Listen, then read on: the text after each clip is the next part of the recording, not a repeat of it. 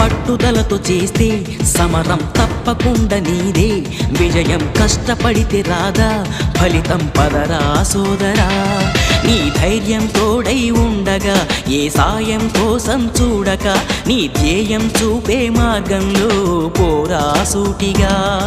ఏ నాడు వెనకడుగేయక, ఏ అడుగు తడబడనీయక, నీ గమ్యం చేరేదాకా దూసుకుపోరా సోదరా.